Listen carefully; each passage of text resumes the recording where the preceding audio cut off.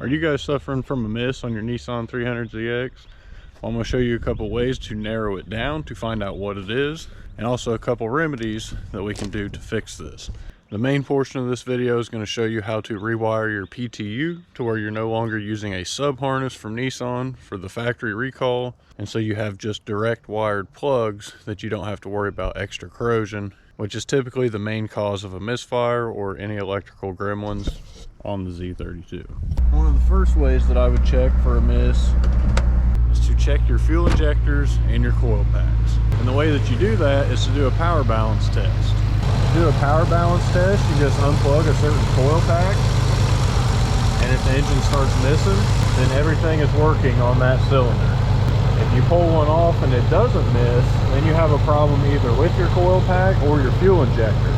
A good way to test your coil pack is swap it with one that you know that works, so you can eliminate that the coil pack's the issue, so then where you're either onto your wiring or your injector. From what I've found, the best way to test if your injector's firing is using a screwdriver. You use it just like a stethoscope, like they would at the doctor's office. You put the tip of your screwdriver right there on the injector cap, and you place your ear up to it and you listen for a tick. There's nothing wrong with my car, I'm just using it as an example.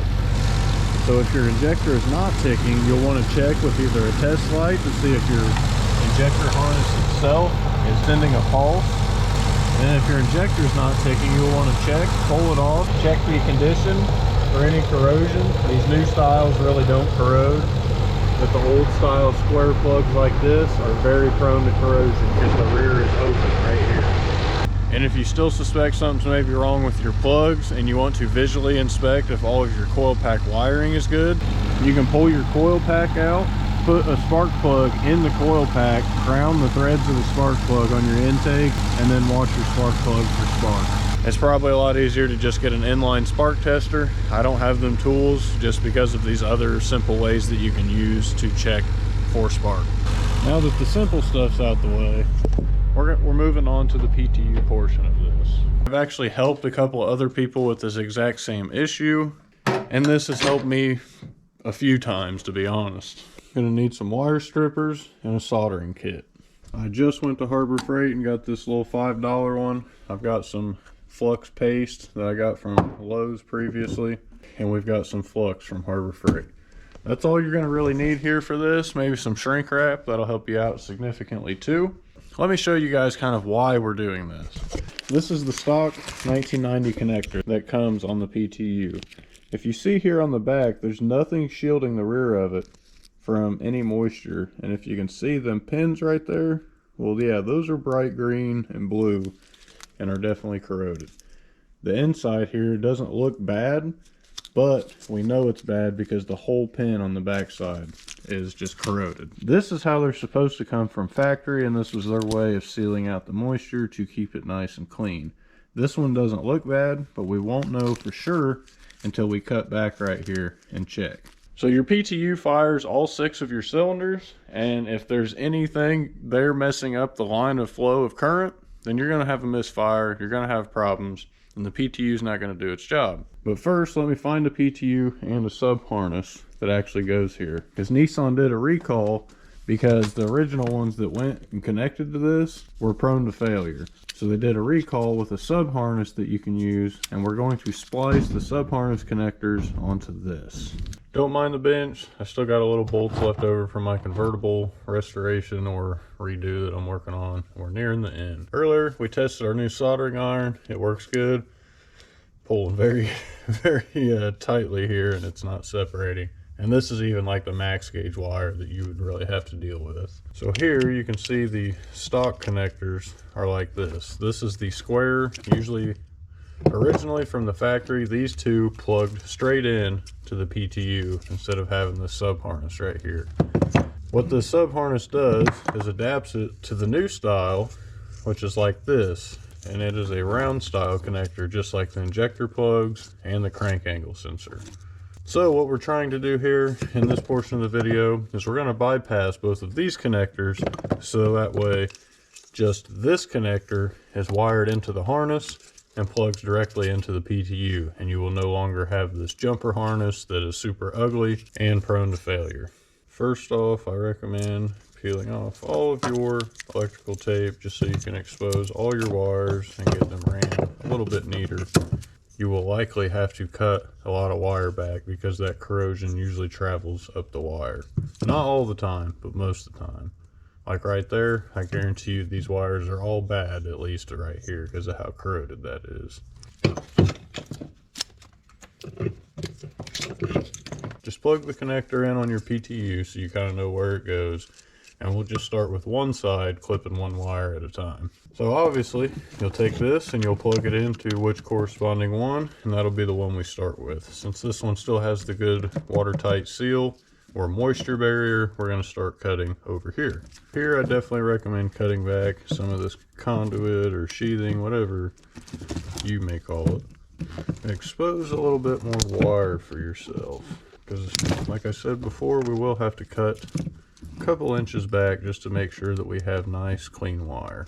Make sure you got your prongs straight where it plugs in, and then we'll go ahead and cut our first wire. The first wire here appears to be the ground, which actually jumps to the other side. It doesn't follow with the rest here.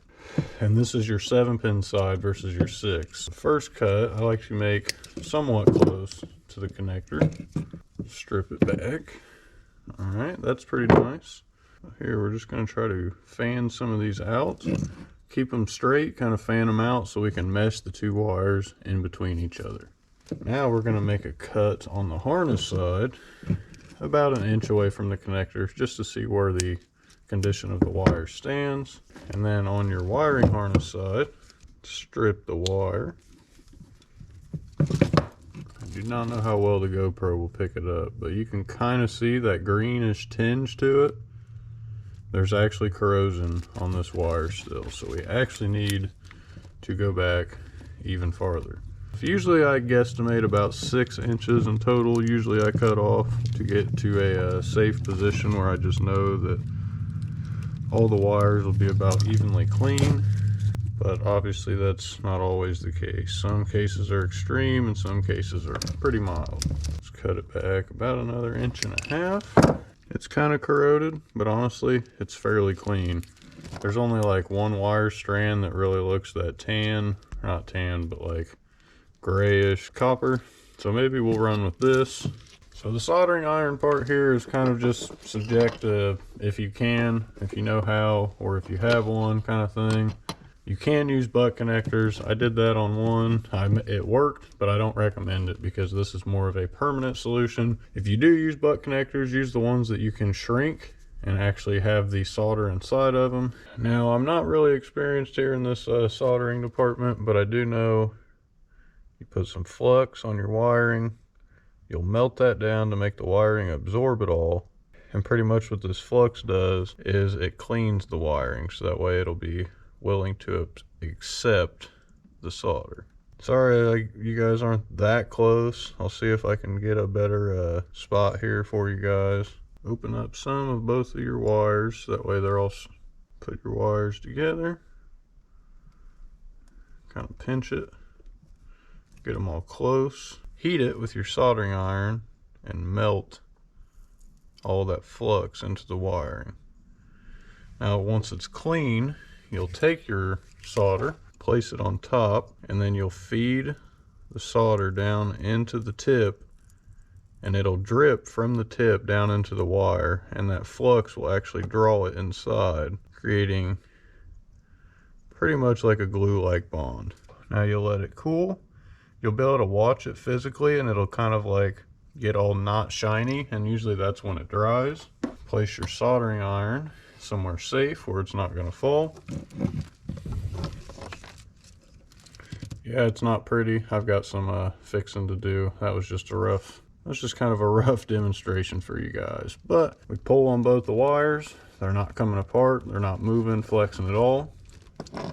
We did actually install some heat shrink, but it appears to be kind of small, so looks like we actually can't get it over top. So we'll actually have to wrap this with electrical tape. Not a big deal, but it will just be less pretty. Now that we have the black done, we can take the next wire and we can snip it. And as you can see, straight across the connector is what we're doing. That's all we're doing to snip and kind of go to suit. So the second wire will pair with the second wire on this side. So you'll snip this,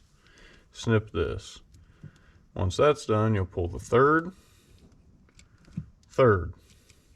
fourth, fifth, so on and so forth. And you just keep doing that side to side. It is very hard to mess up when you do one wire at a time. Even when you can go back and look at these, you can still mix it up. Trust me, I did it once on accident, and I've just learned to do one wire at a time. So now we're going to go through, do the rest of these, spread all them out. Now do the same thing over here. Spread that one out, mesh them wires together. The twist will help keep it solid, as I've figured out. Once again, I'm sorry that I can't show you this to the best of my ability. As we touch the soldering iron, it melts the flux, and then we drop the solder on the tip of the soldering iron, and then it soaks into the flux that we placed on the wire, creating a nice solidified bond. Now this one, I have a feeling, is going to be much better than my last one, and I'm glad that I actually recorded this to show you guys. That right there, you can see there's actually a full booger that goes all the way through and penetrates both sides of the wire. We have full penetration and it's good to go. This one I could have used the shrink wrap on, but now I know the method to actually be able to save it and be able to use the shrink wrap. Make sure you twist it once you push it through. Twist the leftover wires like I did on that last explanation, and that will give you a much tighter fit. Try number one, attempt number two, much better. So we're obviously learning as we go here. Now let's do all of this connector.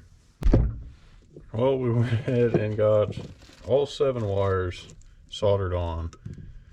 Sadly, only one of the 7 did we manage to do correctly and actually got the shrink wrap on it. So if you didn't know, when you heat up the wire with the soldering iron, it heats up the entirety of the wire. So it gets really hot. And you can see here that it actually shrunk right there because I didn't slide it down far enough. This one took too much shrink. Now it can't go on. And some of them I made the actual wire connections too wide, so I can't slip it on.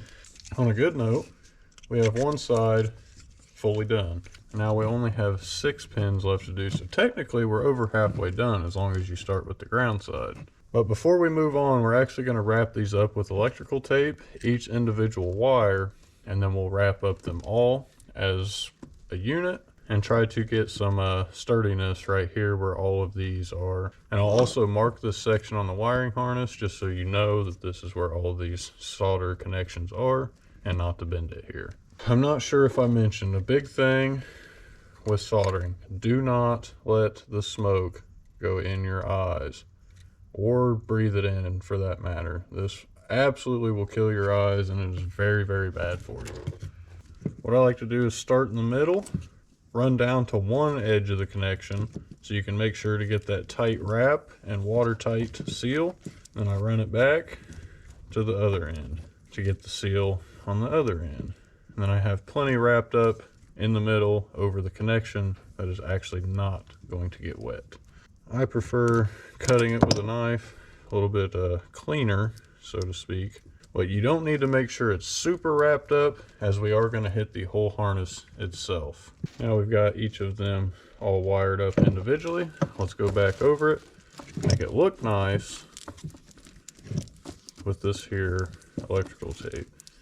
Now I do need to invest in some 3M electrical tape and some Tessa tape just for, you know, visual reasons. But let's actually mark this about where our solder connections are, to about right here. Cut that, we're actually going to put a zip tie around that as well. Since I don't have the super fancy electrical tape, I've always just used zip ties at the end of the taping areas to keep it nice and clean and from coming unraveled. Now one side is completely bypassed and finished. Now for this side, you'll want to disconnect a little bit here, and if you do still have any of this rubber boot, start cutting it back. Now let's see what the condition here is. These actually all look pretty good. Only minimal corrosion inside, therefore we're pretty much just going to clip this one straight at the connector. Let's make our first snip over here. And for this side, you're going to do the same thing. Snip one wire at a time and just run them directly across. And once you do this, you will effectively bypass all of your old, crappy, old style connectors and be upgraded to the nice, new style. The wire's looking pretty clean. The wires on this side are much smaller gauge than the other side too. Actually, they're matching gauge. One side has a bigger gauge and the other side has these smaller. Now these are going to be even harder to show you because these ones have to be really close to the bench. Just join your two wires. Going to try our shrink wrap here. Place it all the way at the end. Now let's join our two wires. Grab some of your flux. Apply the heat, which we're actually waiting on. Just kidding, it looks like it melted enough. Once your soldering iron's hot, add a little bit of solder to the tip and feed the solder onto the wire. As long as everything went correctly, we can now take the heat shrink wrap, slide it up. Now we got a perfect seal that we're going to be able to make. Now this is how you want it to be done. Yeah, I'm glad I got it on video that time at least. Just keep doing the same thing with your last 5 wires. Make sure just to keep doing one at a time and you won't mess up. Well, my normal lighter ran out of fluid, so we got to shrink wrap these pretty much the recommended way, I'd say. Make sure they cover both ends of the wire. We managed to get all 6 of those to actually use shrink wraps. I'm super happy with that. That looks way cleaner to do this than it does this. That's pretty much going to sum up the majority of this video. Actually, that's about going to sum up all of this video.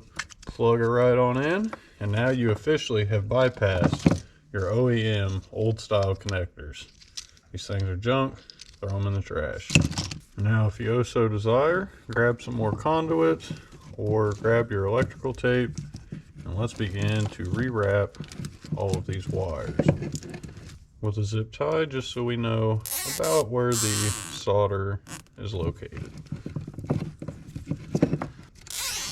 Let's stop that tape from unraveling. Now our PTU connectors are officially completely bypassed and the car is ready to rip and drive without a misfire.